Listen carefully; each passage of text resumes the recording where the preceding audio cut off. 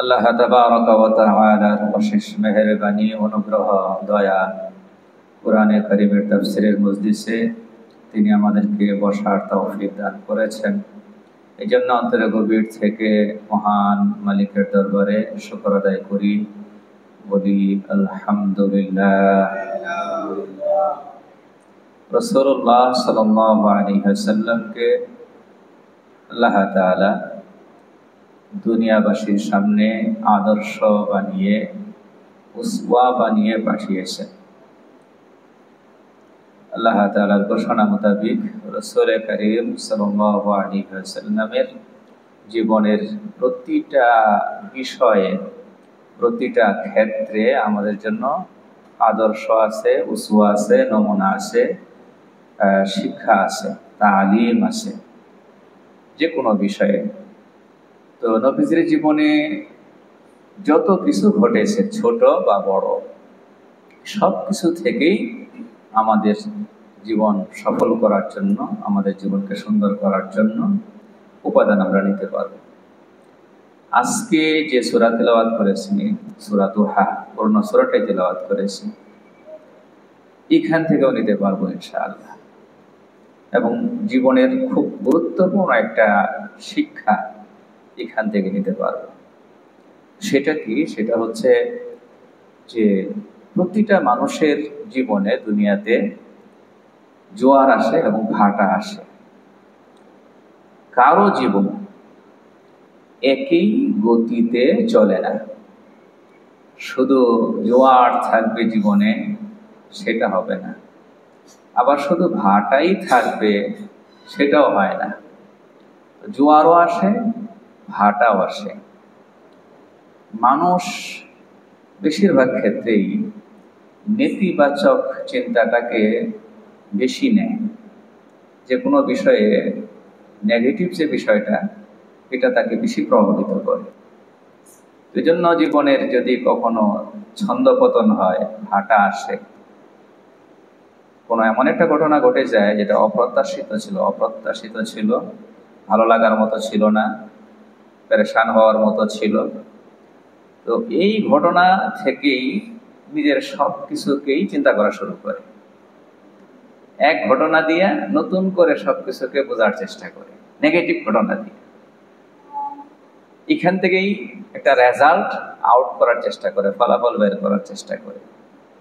তো জীবনে এরকম ছোট ছোট কিছু ঘটনা ঘটতেই পারে, অপ্রত্যাশিত ঘটনা ঘটতেই পারে, অনাকাঙ্ক্ষিত ঘটনা ঘটতেই পারে, কিন্তু সেখান থেকে রেজাল্ট আউট করা এটা ঠিক না, সেখান থেকে ফলাফল বের করা এটা ঠিক না।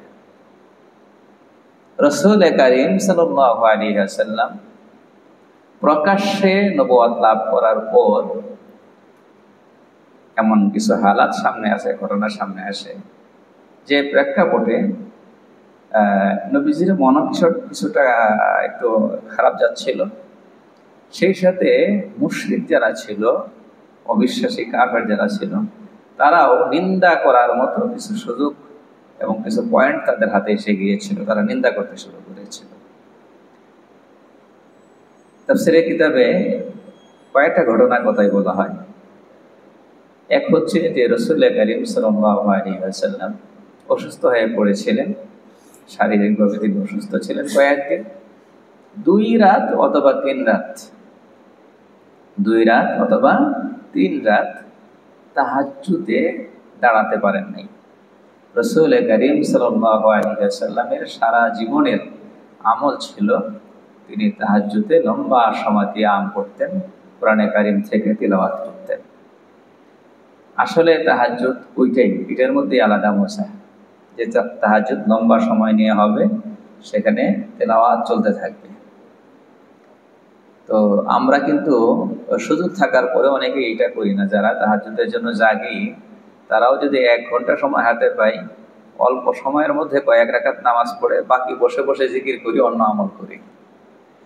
কিন্তু রাসূল কারীম সাল্লাল্লাহু আলাইহি ওয়াসাল্লামের সুন্নাহর সঙ্গে যদি আমরা আমাদের এই শেষ রাতের আমলকে মিলাই, যে নবীজি শেষ রাতের আমলটা যেভাবে করতেন আমিও সেইভাবে করব, তাহলে নবীজি পুরোটা সময় নামাজে কাটাতেন, আমরাও পুরোটা সময় কি করতে পারি?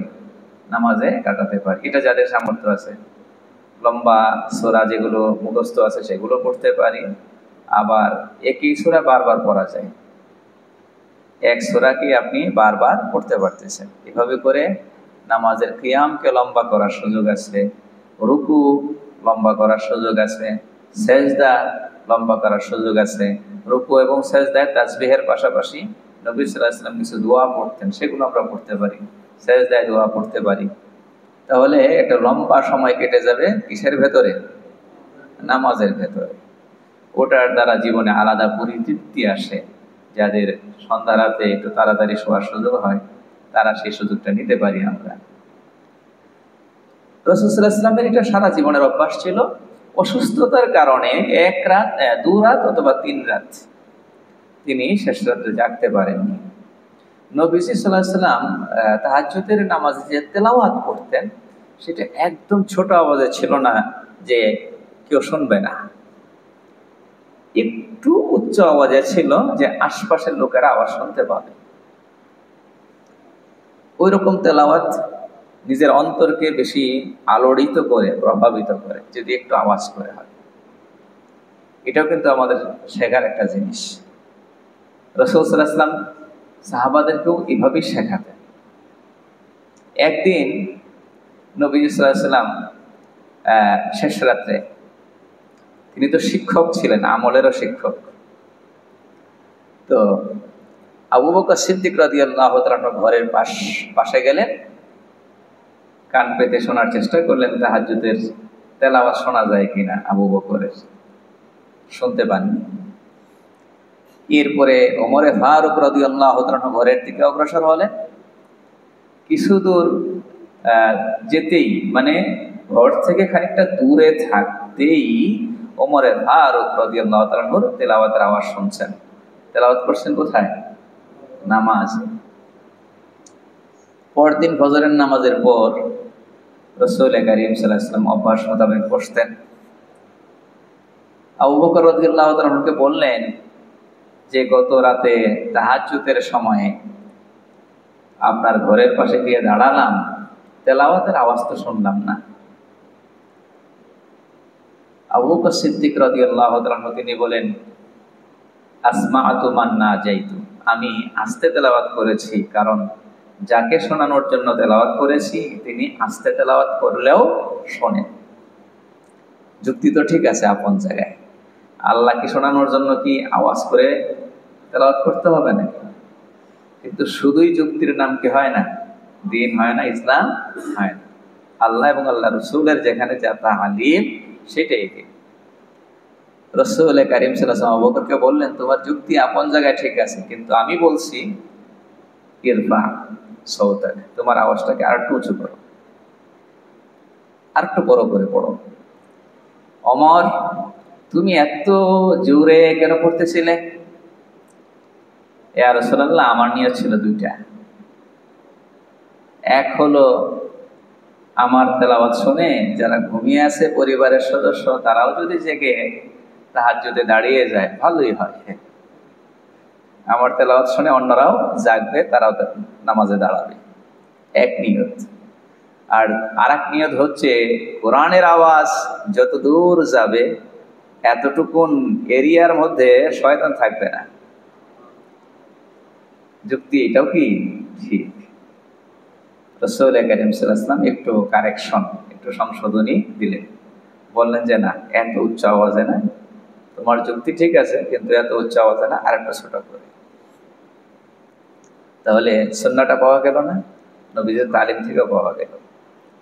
এটা একটা প্রশ্নের জবাব দিলাম যে নবীজি 2 রাত অথবা 3 রাত তাহাজ্জুদে দাঁড়াতে পারেন নাই, কোরআন পড়তে পারেন নাই। আর এক মুশরিকা মহিলা সে মন্তব্য করতেছে যে মুহাম্মদকে তার প্রভু ছেড়ে দিয়েছে, তাকে আর স্মরণ করছে না। তো ওই মহিলা জানলো কি করে নবীজি 2 রাত 3 রাত তাহাজ্জুদ পড়েন নাই? এইভাবে তেলাওয়াতের আওয়াজ শোনা যেত। এবং আপনারা অনেক সময় বয়ানে শুনে থাকবেন, নবীজির তেলাওয়াত শোনার জন্য মুশরিক লিডাররা পর্যন্ত ঘরের পাশে এসে কি করতো? লুকায়া লুকায়া দাঁড়িয়ে দাঁড়িয়ে শুনতো। তেলাওয়াতের আওয়াজ ছিল। তো তো নবীজি এই যে 2 দিন বা 3 দিন তেলাওয়াত করলেন না, এতেই মহিলা মন্তব্য শুরু করলো যে মুহাম্মদকে তার প্রভু কি করেছে, ছেড়ে দিয়েছে, সম্পর্ক শেষ, উত্থিত হয়ে গেছে।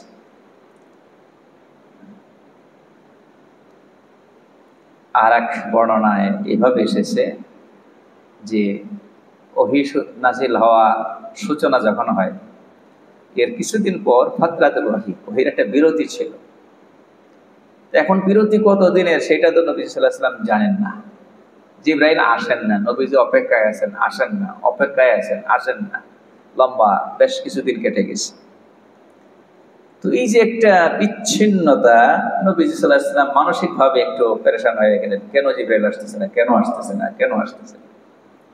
আবার মুশরিকরাও কথা বলার সুযোগ পেয়েছে, কই মুহাম্মদের প্রভু তো মুহাম্মদকে ছেড়ে দিয়েছে, এখন তো আর কোনো বার্তা পাঠাচ্ছে না। মন্তব্য একই রকম যে তার প্রভু তাকে কি করেছে, ছেড়ে দিয়েছে। তখন আল্লাহ তাআলা জিবরাইল আলাইহিস সালামকে দিয়ে এই পূর্ণ সূরাটি পাঠালেন, সূরা দুহা, এই পূর্ণ সূরা পাঠালেন। তো এইখানে আল্লাহ তাআলা প্রথমেই কসম করলেন। আল্লাহ তাআলার একটা নিয়ম আছে, যে কথাটাকে বেশি জোরদার করতে চান, বেশি গুরুত্বপূর্ণ করতে চান, সেখানে কসম করেন। কারণ মানুষের একটা অভ্যাস আছে, কসমওয়ালা কথা শুনলে মনে করে কথাটা কি শক্তিশালী কথা, মানুষের অভ্যাসের মধ্যে এটা আছে। তো এই জন্য আল্লাহ তাআলা বেশি জোরদার কথাকে কসম দিয়ে শুরু করতেন। আল্লাহ বলেন ওয়াদুহা, দিনের উজ্জ্বল আলোর কসম। দুহা বলা হয়, আমরা যেটাকে চাশত বলি, এবং এই সময় একটা নামাজও পড়ি, চাশতের নামাজ বলি। সূর্য খানিকটা যখন উঠে যায়, একটু উপরের দিকে চড়ে যখন দিনটা, আলোটা যখন ভালো করে ফুটে ওঠে, এই সময়টাকে বলা হয় দুহা। ভোরের কসম, আল্লাহ তাআলা বলছেন ভোরের কসম, যখন আলোটা ভালোভাবে কি করেছে, পৃথিবীতে ছড়িয়ে পড়েছে। ওয়াল্লাইলি ইযা সাজা, এবং রাতের কসম যখন তা অন্ধকারে আচ্ছন্ন হয়ে যায়। তাহলে ভোরের আলোর কসম করলে এবং রাতের অন্ধকারের কসম করলে। এখানে একটা বার্তা আছে যে এই দেখো আবর্তন পৃথিবীর সাধারণ নিয়ম, এই সকালের আলো আবার রাতের অন্ধকার। তো দুনিয়ার প্রতিটা মানুষের জীবনে এরকম আবর্তন আছে, জোয়ার আছে, ভাটা আছে। এই আবর্তন আমি আল্লাহ বিশেষ কারণে উড়িয়ে থাকি। ভোরের আলো ফোটাই, আবার রাতের অন্ধকার নামাই। তো তোমার আমার জীবনে, প্রত্যেকের জীবনে এরকম হতে পারে। রাসূল সাল্লাল্লাহু আলাইহি ওয়াসাল্লামকে আল্লাহ পাক বললেন যে আপনার জীবনে এরকম আসতে পারে, জোয়ার আসবে, এমন কি আসবে, ভাটা আসবে। এরপরে বলছেন মা ওয়াদ্দাআকা রাব্বুকা ওয়া মা ক্বালা, আপনার প্রভু আপনাকে ছেড়ে দেননি এবং আপনার প্রতি বিরক্ত হয়ে যাননি, অসন্তুষ্ট হয়ে যাননি। তারা যে মন্তব্য করছে এটা ভুল মন্তব্য। এই ছোট্ট ঘটনা, 2 রাত 3 রাত নামাজ পড়া হয়নি, অথবা সাময়িক কিছুদিন ওহী আসা বন্ধ আছে, এখান থেকে তারা যে রেজাল্ট আউট করছে, ফলাফল বের করে ফেলেছে যে আপনার সঙ্গে আমার সম্পর্ক কর্তৃত হয়ে গিয়েছে, আপনার সঙ্গে এখন আর আমার কোনো সম্পর্ক নাই, ওহী আর আসবে না, আপনার সঙ্গে আমার আর কথা হবে না। এই ফলাফল বের করা কি হয়নি, ঠিক হয়, এই রেজাল্ট আউট করা ঠিক হয়। ক্ষুদ্র ঘটনা থেকে, খণ্ডিত ঘটনা থেকে সারা জীবনের ব্যাপারে বের করা যায় না, ফলাফল বের করা যায়। এখন আমরা শুধু ইউটিউব থেকেও তো অনেক কিছু বের করে ফেলতে পারি, হয় না? অনেক সময় জীবনে কোনো এক জায়গায় একটা ঘটনা ঘটে গেছে, এখন আমি শুধু এই ঘটনা কেন ঘটলো, এইটা কেন ঘটলো, এইটা কেন ঘটলো, এই এক জায়গায় চিন্তাকে সীমাবদ্ধ রাখলাম, আর পেরেশান। কথার কথা, স্ত্রী কোনো একটা কাহিনী এমন করে ফেলছে যেটা করার কথা ছিল না। এখন দিবানিশি এক কথা মাথার মধ্যে, যে বউ এই কাজ কেমনে করলো, এই কাজ কেমনে করলো, শুধু এক জায়গার মধ্যে চিন্তাকে সীমাবদ্ধ রেখে ভাবা হচ্ছে, চিন্তা করা হচ্ছে, এবং এইখান থেকে নানান সিদ্ধান্ত আসতেছে মনের মধ্যে। এই সিদ্ধান্তগুলো ঠিক আছে? চিন্তাকে যে একটা ঘটনাকে কেন মানে ভিত্তি বানায়া করা হচ্ছে। ছেলে একটা কিছু ঘটায় ফেলছে, এরকম হয়। এই যে আজকাল অনেক সময় দেখা যায় পরীক্ষার ফল বের হওয়ার পর কোনো সন্তান, কোনো ছেলে, কোনো মেয়ে আত্মহত্যা করে, এরকম ঘটনা ঘটতেছে না? পত্রিকায় আসে, নিউজ হয়। এটা কিসের কারণে হয়? ওই একটা ঘটনা, সে একটা পরীক্ষায় ফেল করছে, হোক না তার জীবনের এটা গুরুত্বপূর্ণ একটা পয়েন্ট ছিল, তো সেখানে ফেল করেছে। এখন শুধু এই এক ঘটনা দিয়া ছেলেকে যাচাই করা হচ্ছে, সব বলা হচ্ছে, সব তার সাথে সব ধরনের আচরণ করা হচ্ছে এই ফলাফলটা দিয়ে। ছেলে তার জীবন থেকে একসময় নিরাশ হয়ে যায়, থাকবে না, এই জীবন রাখবে না, বা আত্মহত্যা করবে। কেন? এই ছেলের জীবনে আগের পরের আর কিছু ভাবা গেল না। তো ব্যক্তি জীবনে হতে পারে এরকম। এই জন্য আমাদের এইখান থেকে যে শিক্ষাটা নিতে হবে, একটা ঘটনা যত খারাপই হোক জীবনের, এইটা থেকে ফলাফল বের করা যাবে না, পুরো জীবনকে সামনে আনতে হবে। আল্লাহ তাআলা নবীজিকে বলছে যে ওরা মন্তব্য করতেছে যে ঘটনাকে কেন্দ্র করে আপনি শুধু নিজের চিন্তাকে এখানে রাখবেন না, আপনি ওই 40 বছর আগে থেকে শুরু করেন চিন্তা। কয় বছর আগে থেকে? ওহি আসছে 40 বছর পরে না?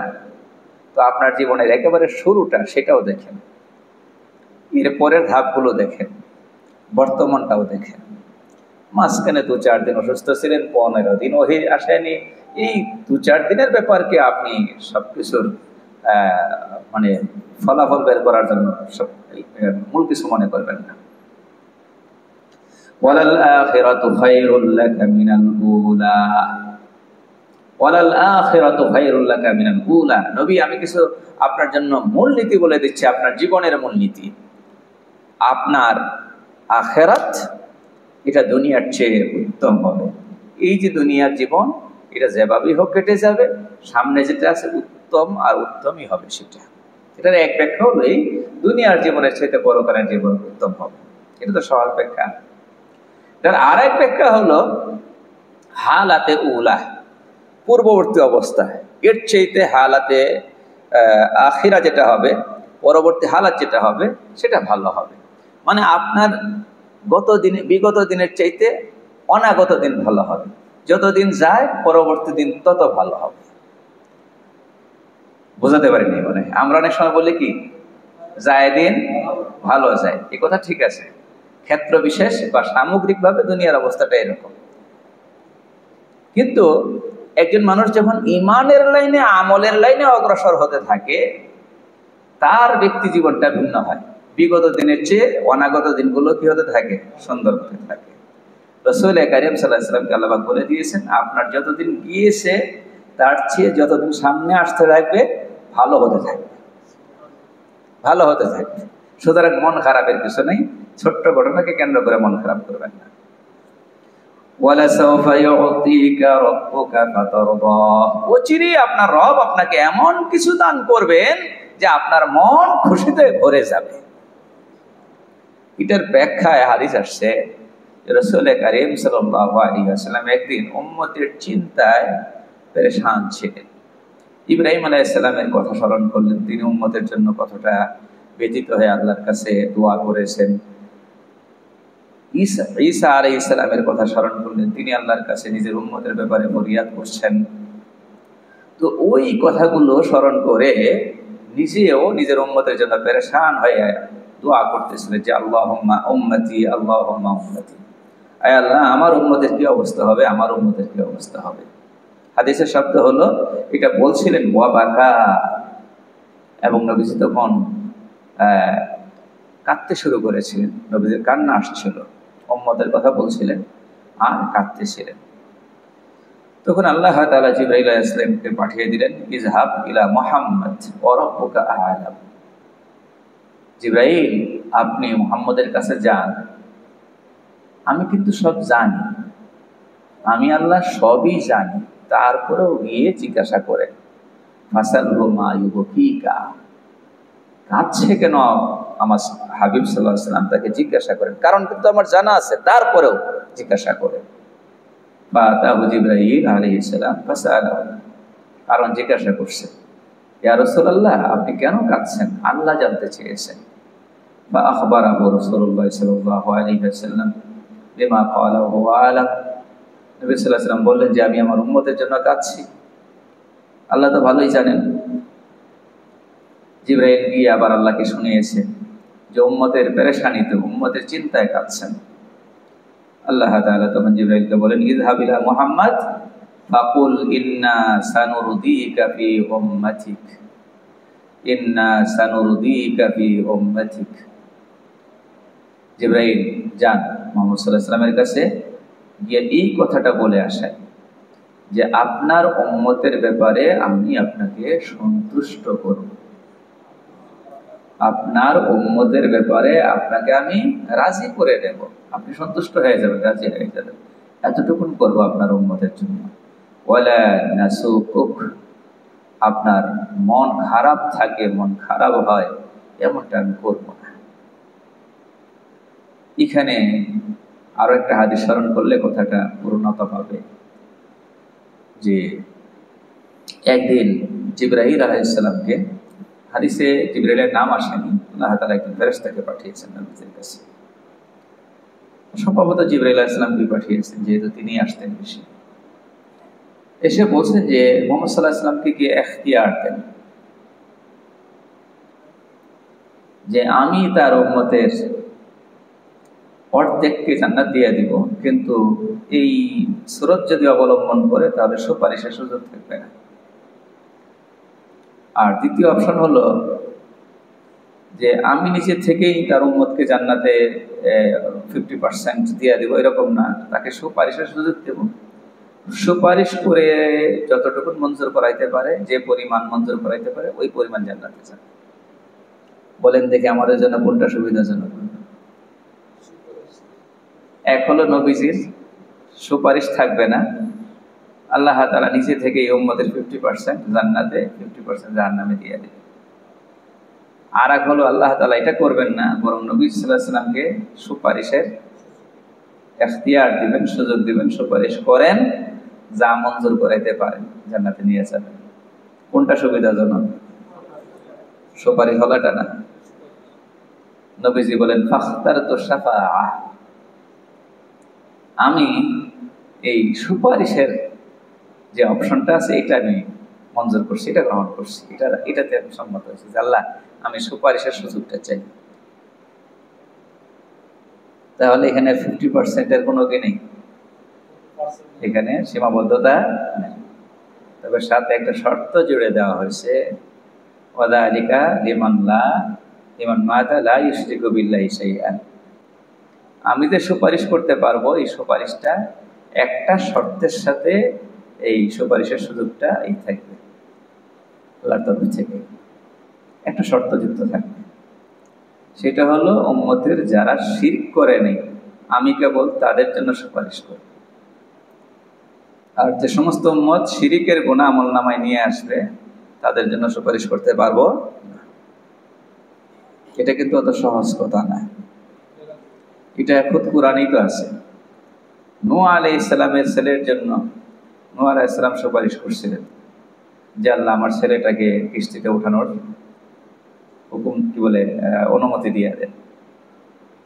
ইন্নাহু মিন আহলি, আমার ছেলে, কোরআনের শব্দ।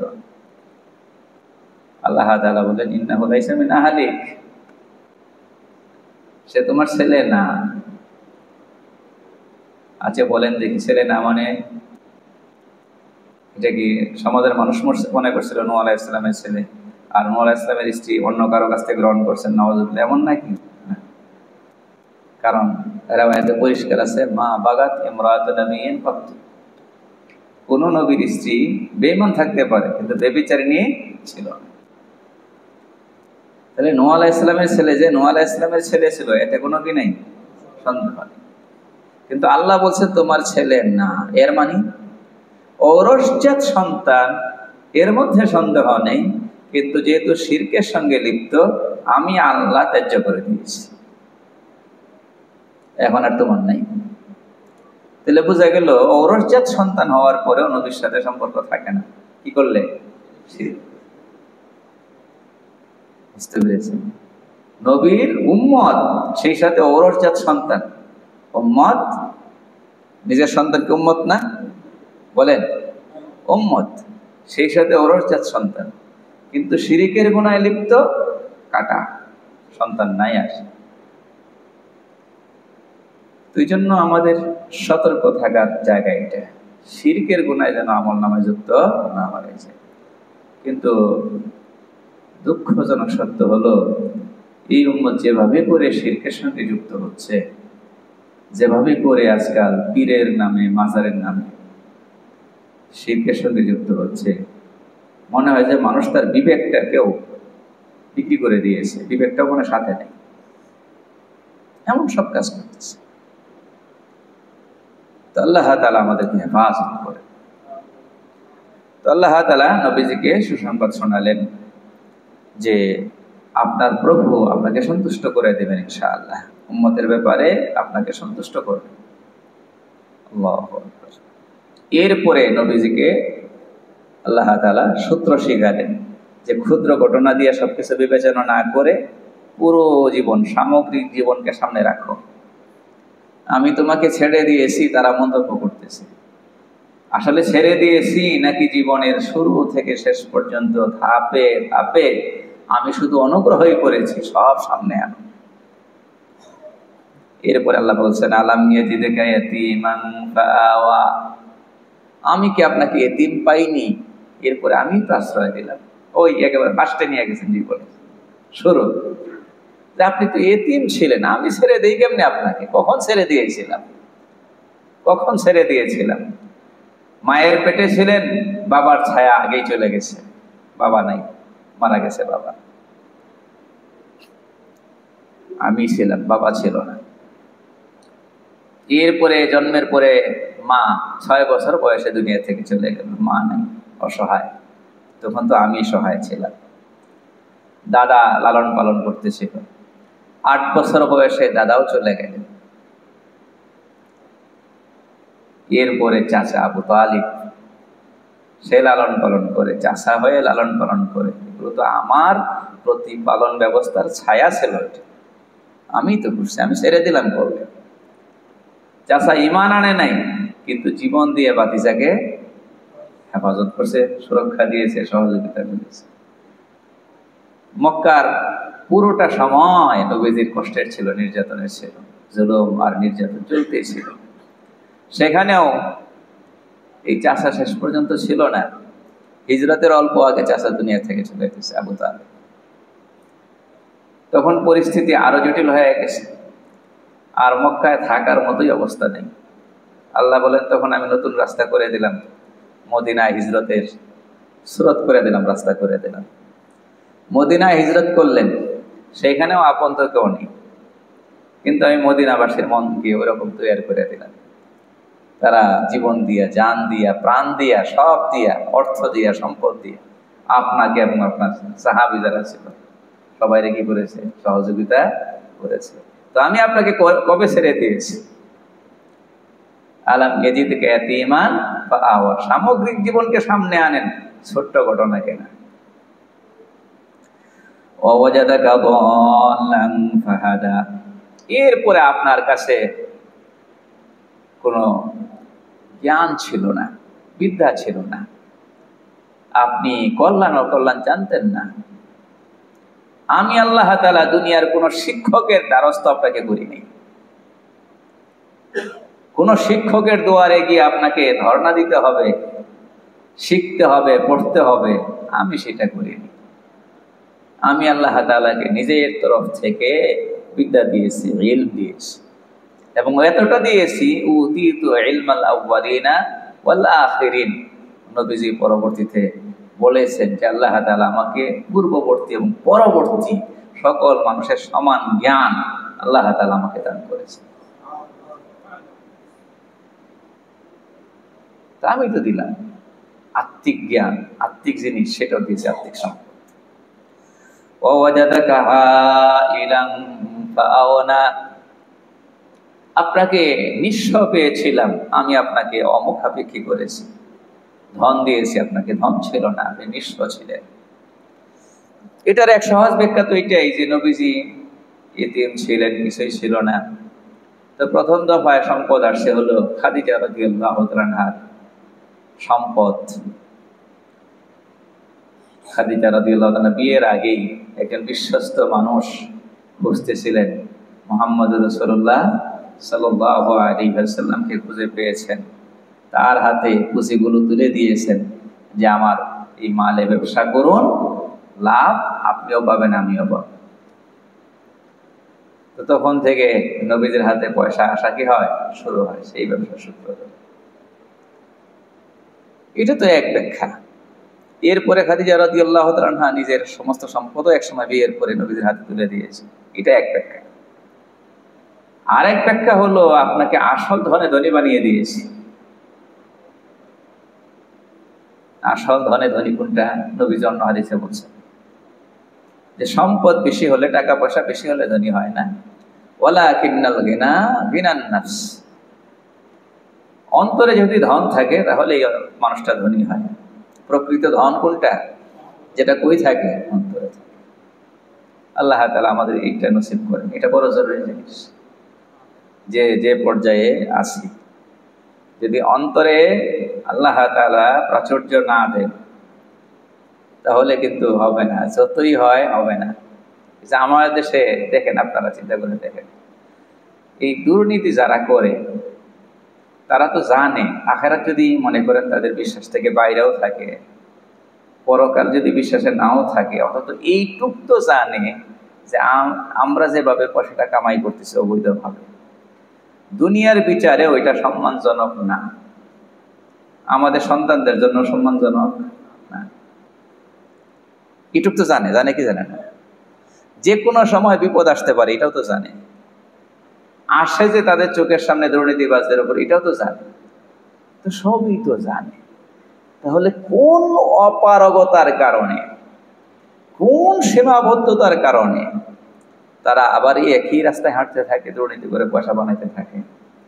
বুঝতে হবে তাদের একটা কি আছে, সীমাবদ্ধতা আছে, কোনো একটা অপারগতা আছে। তাদেরকে কোনো একটা বিষয় তাদের উপর প্রেসার ক্রিয়েট করে যে এইভাবে হলেও পয়সা তোমাকে বানাইতেই হবে। এটা হলো যে অন্তরের অভাবটা। কি সেটা বলেন না? কি সেটা? অন্তরের অভাব। তারও অন্তরে অভাব আছে, তার জীবনের যে পার্টনার, স্ত্রী, তার অন্তরে অভাব আছে, ছেলের অন্তরে অভাব আছে, মেয়ের অন্তরে অভাব আছে। এই জন্য পুরা গোষ্ঠী গিয়ে তাকে প্রেসার ক্রিয়েট করে যে পয়সা বানাইতে হবে, পয়সা বানাইতে হবে। এই জীবন কি সুখের জীবন বলেন? ইজ্জতের জীবন? ওরাও জানে এটার মধ্যে কি নাই। কিন্তু আর একজন মানুষ হয়তো সামান্য ইনকাম, কিন্তু ভালোই খেয়ে পরে সুখে আছে, তার উপর তার স্ত্রী সন্তুষ্ট, যতটুকু খাওয়ায় পড়ায় স্ত্রী সন্তুষ্ট, যতটুকু খাওয়ায় পড়ায় ছেলে সন্তুষ্ট, যতটুকু খাওয়ায় পড়ায় মেয়ে সন্তুষ্ট, মা বাবা সন্তুষ্ট, সেও রাত্রে ঘুমাইতে পারে, ভয় নাই কোন সরকার গেল কোন সরকার আসলো, ভয় নেই। তাহলে এই লোকটা তুলনামূলক ভালো আছে না? কথা বলেন না, ভালো আছে না নাই?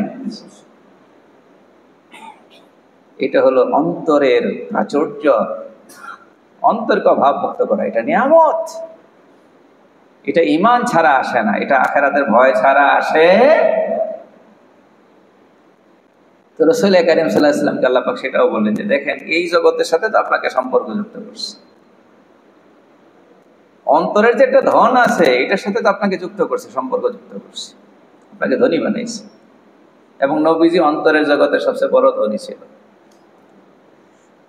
পৃথিবীর এত বড় ধনী আর কেউ হবে না, নবীজি অন্তরের জগতে যত বড় ধনী ছিল। এই জন্য কত মানে এটা কেমনে বুঝাবো আপনাদেরকে, হাদিসে এটাও আসছে যে নবীজি জীবনে কোনো মানুষকে না বলেন নাই, চাইছে না বলেন নাই, জীবনে তো ছিল তো দিয়েছে, নাই তখনও না বলেন নাই, বলছেন যে পরবর্তীতে আসো। তখনও পজিটিভ উত্তর। এটা আপনি আমি কল্পনাও করতে পারবো না, এটা কি করে সম্ভব। মুখে বলা তো সহজ, বাস্তবে দেখেন থাকার পরেও তো আমরা দিতে পারবো না। পারবো না, আপনি পারবেন না, আমি পারবো না, অত সহজ না, অত সহজ না। তারপরে নবীজি বলছেন যে এই নিয়ামতগুলো তো দিছি আপনাকে, সামগ্রিক ভাবে এই এত কিছু দিয়েছি, মোটা মোটা কয়েকটা উল্লেখ করলাম, এই সব সামনে রাখেন, এরপরে আমি আল্লাহ আপনাকে ছেড়ে দিয়েছি কিনা এটা বিবেচনা করেন। এরপরে নবীজি আল্লাহ তাআলা বলেন নবী সাল্লাল্লাহু আলাইহি ওয়াসাল্লামকে উদ্দেশ্য করে, ওয়াওয়াজাদাকা আইলান ফাআউনা ফাআম্মাল ইয়াতীমা ফালা তাকহার। ইতিম যদি কখনো আসে তাকে ধমক দিয়ে তাড়িয়ে দেবেন না। আপনার হালাত এখন ভালো হয়ে গিয়েছে, মানুষ নিজের হালাত ভালো হয়ে গেলে অনেক সময় অতীতকে ভুলে যায়, এটা ঠিক না, অতীতকে ভুলে যাবেন না। আপনিও এতিম ছিলেন, সুতরাং এতিম যখন সামনে আসে স্মরণ করবেন, এতিমের প্রতি দুর্ব্যবহার করবেন না। আসলে নবীজিকে বলা মানে আমাদেরকে বলা, নবীজিকে বলা মানে উম্মতকে বলা। নবীজিকে এটা করবেন না।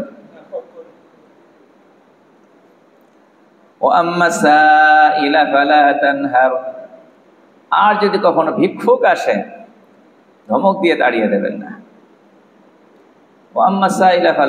এটা দুটা ব্যাখ্যা আছে, এক ব্যাখ্যা তো এটাই, ভিক্ষুক যদি আসে তাড়িয়ে দেবেন না।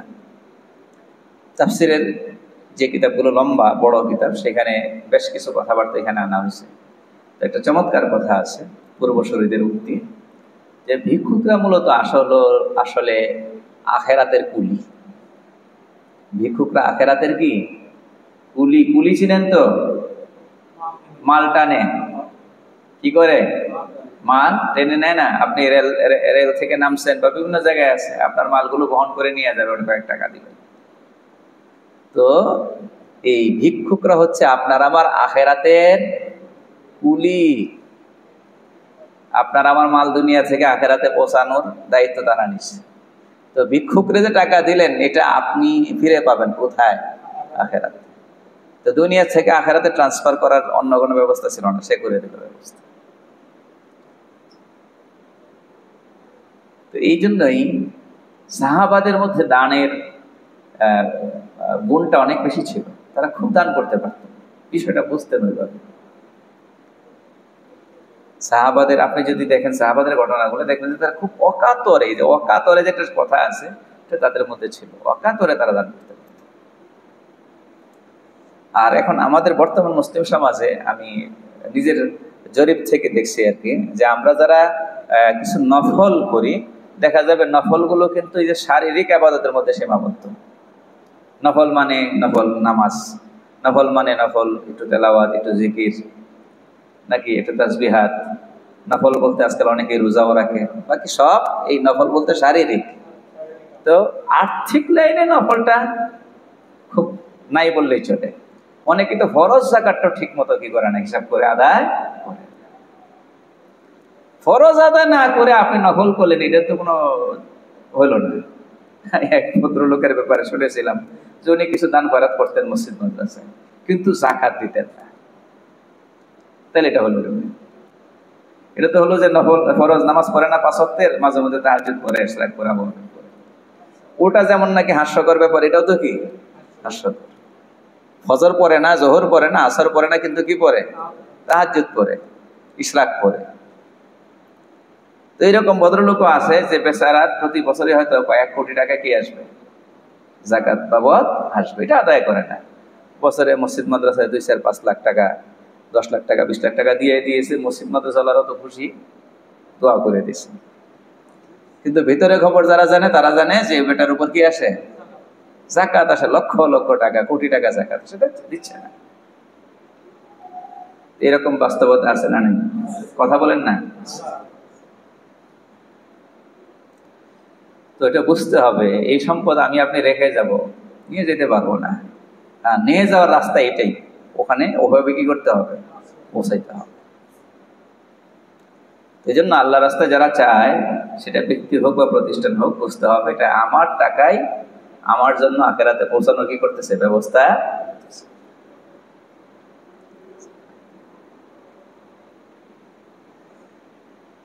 ওয়াজাদাকা দাল্লান ফাহাদা।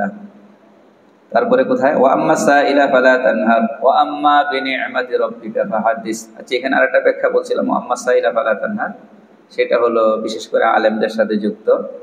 এটা হলো যদি কেউ দ্বীনি বিষয়ে জিজ্ঞাসা করতে আসে, যে বিদ্যা, যে ইলম তোমার কাছে আছে, এই বিষয়ে যদি কেউ জানতে আসে, তাহলে তাকে না বলে ফিরিয়ে দিও না, বলে দাও। না বলে ফিরিয়ে দিও না, কি করো? মাসালা জানতে এসে মাসালা বলে দাও। এটাও আছে এক ব্যাখ্যা। শেষ আয়াত, ওয়া আম্মা বিনি'মাতি রাব্বিকা ফাহাদিস, তোমার প্রভুর যে নিয়ামত সেগুলোর কথা বর্ণনা করো। এই আয়াতটা খুব গুরুত্বপূর্ণ। এটা হলো আল্লাহ তাআলা যে নিয়ামত দান করছেন, এগুলো প্রকাশ আল্লাহ পছন্দ করে। কি বলছি? আল্লাহ আমাকে যে নিয়ামত দান করছেন সেটা প্রকাশ কি করেন? আল্লাহ পছন্দ করেন। আল্লাহ নিয়ামতকে গোপন রাখাটা আল্লাহ পছন্দ করেন। কিরকম? একদিন এক সাহাবী রাসূল কারীম সাল্লাল্লাহু আলাইহি ওয়াসাল্লামের সামনে উপস্থিত হন। পোশাক আশাক দেখে মনে হচ্ছে যে লোকটা মানে খুব অসহায়। চেহারায় সাক্ষ্য দিচ্ছে যে না, তারে আল্লাহ অসহায় বানান নাই। নবীজি বুঝতে পেরেছে। জিজ্ঞেস করলেন, তুমি কি খুব গরিব নাকি? তোমার কি টাকা পয়সা কিছু নাই? ও ইয়া রাসূলুল্লাহ সাল্লাল্লাহু আলাইহি ওয়াসাল্লাম, আপনি বলেন কি, আমাকে আল্লাহ তাআলা সব রকমের সম্পদ দিয়েছে। সেই যুগে যে যত ধরনের সম্পদ মানুষের হয়, আমাকে সব ধরনের দিয়েছে। তাহলে এই পোশাক আশাকে এই গরিব অবস্থা কেন? তখন নবীজি বলেন, আল্লাহ তাআলা বান্দাকে নিয়ামত দান করলে তার প্রকাশটা তার শরীরে ঘটুক, এটা পছন্দ করেন, এটা চান। পোশাক আশাকে ঘটুক, এটা চান। এই জন্য আপনাকে যদি আল্লাহ সম্পদ দিয়ে থাকেন, আপনি ফকিরের মতো চলবেন, এটা আল্লাহ কি করেন না? পছন্দ করেন।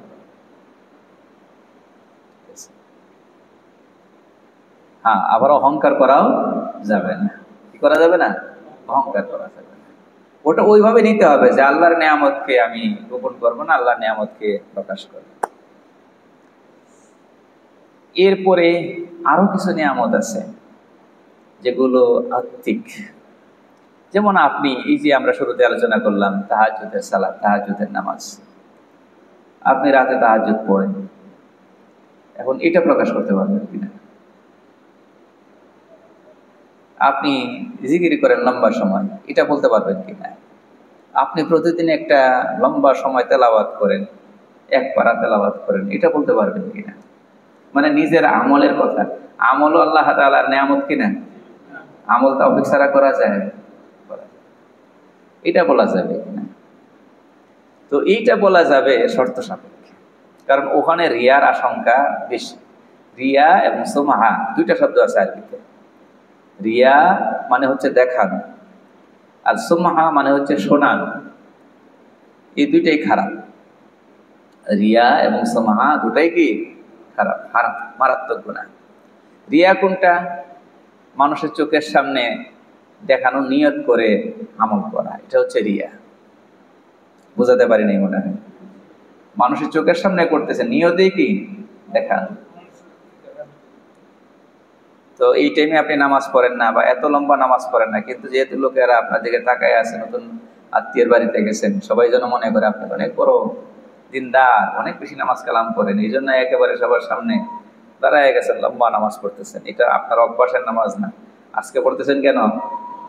তাদের মনের মধ্যে একটা পজিটিভ ধারণা আপনার জন্য কি হোক, তৈরি হোক, আপনি খুব নামাজ। এটা হলো কি রিয়া। দেখায় দেখায় পড়তেছেন, দেখায় দেখায় আমলটা করতেছেন। এটা আরো অন্য আমলের ব্যাপারে হইতে পারে, দানের ক্ষেত্রে হইতে পারে। দেন না মোটেও, যাই দেন, কিন্তু কি করতে হবে? একটু নারায় নারায় তাকবীর বলতে হবে, সবাই জানতে হবে, তারপরে দিবেন। এর আগে কি করবেন না? দিবেন না। নিয়ত যদি এইটাই হয় তাহলে রিয়া। হ্যাঁ, প্রকাশ্যে দিলেই যে রিয়া হয় তা না। আপনি মসজিদে কালেকশন হচ্ছে, মাদ্রাসায় কালেকশন হচ্ছে, তো সেখানে আপনি যদি এই চিন্তা থেকে প্রকাশ্যে দেন যে আমি শুরু করি, আমার দেখা থেকে আরো 10 জন কি করবে? দিবে, তাহলে তো নিয়ত ভালো। এখানে আমলের দাওয়াত দিতেছেন, আমাকে দেখে অন্যরাও কি করবে? তৈরি হবে। কিন্তু যদি আপনার নিয়ত কই থাকে? অন্তরে থাকে, জানে কে? আল্লাহ। এই জন্য ভুল নিয়তগুলো আল্লাহ কিয়ামত দিবসে প্রকাশ করে দেবে। তো রিয়া তো বুঝছেনই, মানুষকে দেখানোর মতো করে আমলটা করা। আর সুমাহা বলা হয় করার সময় দেখে নাই, করার সময় দেখে নাই, এটা করে জানাই দিছেন। এখন আপনি যে তাহাজ্জুদ করেন এটা তো কেউ জানে না, কিন্তু বন্ধুদের কাছে অথবা ফোনে অথবা ফেসবুকে।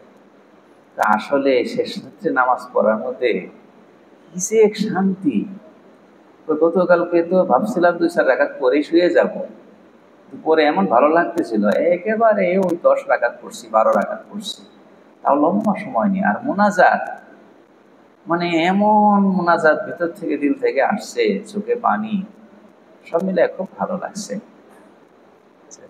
এটা কেউ কি দেখছিল নাকি? এটা শোনাইছেন? এটা কি করছেন? এটার নাম কি? সুবহান। তো নরমালি এটা করা ঝুঁকিপূর্ণ। অনেক সময় দেখা যায় নিয়তটা কি থাকে, মানুষের প্রশংসা পাওয়ার থাকে, মানুষের কাছে নিজেকে গুরুত্বপূর্ণ বানানো থাকে। এটার নাম সুবহান। দেখা করলে এটার নাম রিয়া।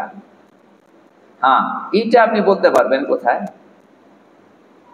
এমন লোকের কাছে বলতে পারবেন যার কাছে বললে সে তৈরি হবে, সেও এরকম আমল করবে।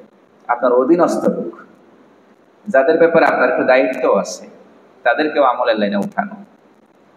যেমন কথার কথা আপনি আপনার স্ত্রীকে শোনালেন যে শোনো, আসলে তো বলি না, বলা ঠিকও না, তোমাকে শোনাই, এই 2-4 রাকাত শেষ রাতে পড়লে আসলে খুব ভালো লাগে, ওই দিকে একটু ভালোই যায়। তো এটা বলতেছেন কাকে? স্ত্রীকে। কেন বলতেছেন? স্ত্রীও তো এর হোক, তার মনও আস্তে আস্তে কি হোক নামাজের জন্য। নিজের ছেলেকে বলছেন তার মনকে তৈরি করার জন্য, নিজের মেয়েকে বলছেন তার মনকে তৈরি করার জন্য। আপনার নিয়ত কি? নিয়ত হলো তাদেরকে তৈরি করা। নিয়ত তাদের কাছে গুরুত্বপূর্ণ হওয়া না, তাদের প্রশংসা পাওয়া না, বরং তাদেরকে তৈরি করা। তাহলে তাফসীরে কিতাবে আছে এটা এই আয়াতের আওতায় জায়েজ হবে। এই আয়াতের ব্যাখ্যার মধ্যে এটাও ঢোকে। ওয়া আম্মা বিনিআমাতি রাব্বিকা হাদিস। সেজন্যই আমরা সবসময় নিজের মনের দিকে নজর রাখতে হবে যে আমি আমার অন্তরের মধ্যে কি নিয়তটা পোষণ করতেছি। দুনিয়ার মানুষকে ধোঁকা দিতে পারবো, কিন্তু আল্লাহকে ধোঁকা দেওয়া কিনা সম্ভব। তাহলে রাসূল সাল্লাল্লাহু আলাইহি ওয়াসাল্লামের ব্যাপারে আল্লাহ তাআলা যখন ওই ঘটনার প্রেক্ষাপটে এই আয়াত নাজিল করলেন, তো এখান থেকে আমরা যে শিক্ষাটা পাইলাম, সামারি কথা হচ্ছে এই, জীবনে জোয়ার আসবে, ভাটা আসবে। জীবনে জোয়ার আসবে, ভাটা আসবে। ভাটা মানে খণ্ডিত 2-4টা ঘটনা, অপ্রত্যাশিত ঘটনা, এগুলো ঘটতেই পারে, কিন্তু এগুলোর থেকে রেজাল্ট আউট করে মন খারাপ করা যাবে না, বা কোনো এরকম নেগেটিভ সিদ্ধান্ত নেওয়া যাবে না। পুরো জীবনকে সামনে নিয়ে আসতে হবে যে আল্লাহ তাআলা আমার এই জীবনে কত দয়া করছেন, কত জায়গায় দয়া করছেন, কত রকমের অনুগ্রহ করছেন। তাহলে মন ফ্রেশ হয়ে যায়, ভালো হয়ে যায়। আল্লাহ তাআলা আমাদেরকে আমল করার তৌফিক দান করেন।